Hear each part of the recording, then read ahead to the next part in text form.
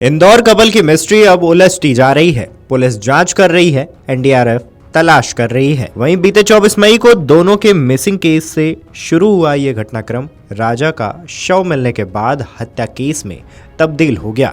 वहीं सोनम की तलाश अभी भी जारी है। इस तलाश को 10 दिन से ज्यादा हो गए हैं। सोनम का कोई अता पता नहीं है। सब जगह सिर्फ एक ही सवाल है कि आखिर सोनम कहाँ है। लेकिन इस बीच बांग्लादेश कनेक्शन की भी बात सामने आ रही है। कुछ मीडिया रिपोर्ट्स में इसका जिक्र है।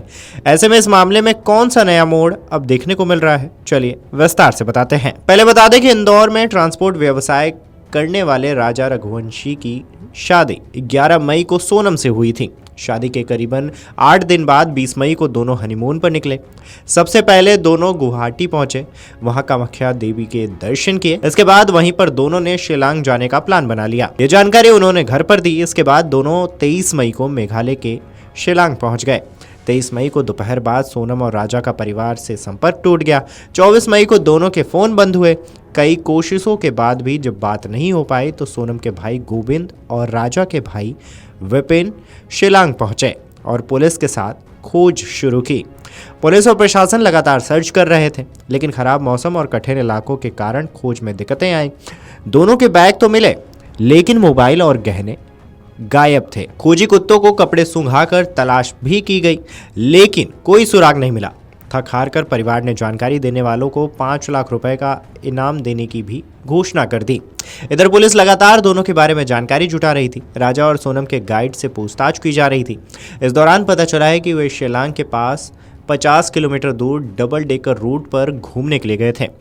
दोनों ने एक स्कूटी भी रेंट पर ली थी। स्कूटी संचालक और आसपास के लोगों से पूछताछ की गई।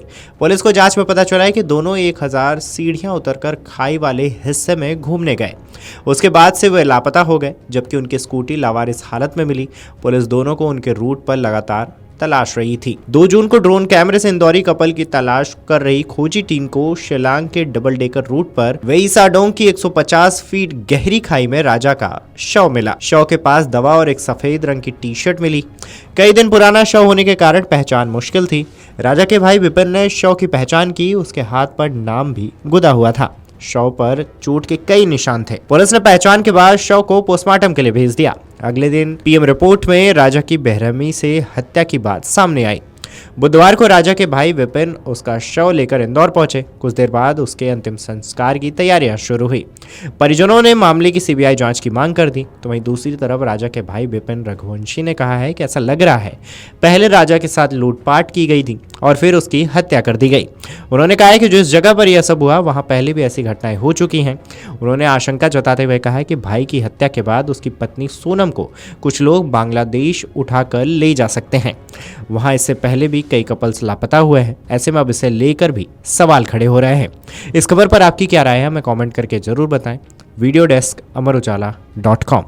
अगर आप ये वीडियो YouTube पर देख रहे हैं तो हमारे चैनल को सब्सक्राइब कर बेल आइकन दबाएं और Facebook पर देख रहे हैं तो हमारे पेज को लाइक करें।